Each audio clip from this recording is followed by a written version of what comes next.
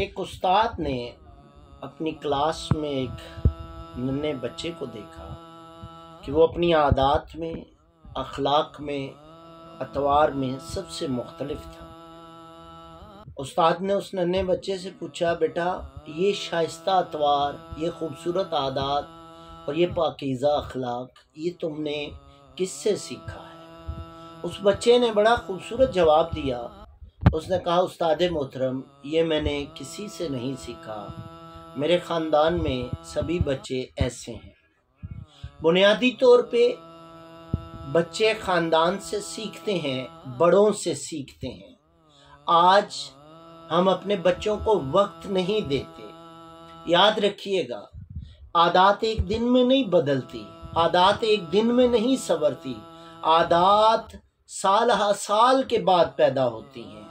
مثلا آپ اپنے بچے کے ہاتھ دھلاتے ہیں اور وہ ہمیشہ ہاتھ دھو کر کھانا کھائے، آپ چاہتے ہیں تو یہ پریکٹس بار بار کرنی پڑے گی۔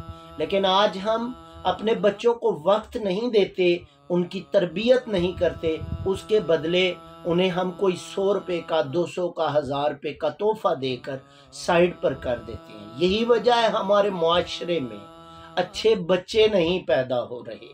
ماں باپ بچوں کو ایسا کھلونا لے دیتے ہیں جو اذیت بانٹتے ہیں، اور اپنے ہاتھوں سے جب ان ماں باپ سے کہا جائے کہ آپ ایسا مت کیجئے، وہ کہتے ہیں بچہ ہے، ضد کرتا ہے، ہم کیا کریں، نہ لے کر دیں تو وہ روتا ہے۔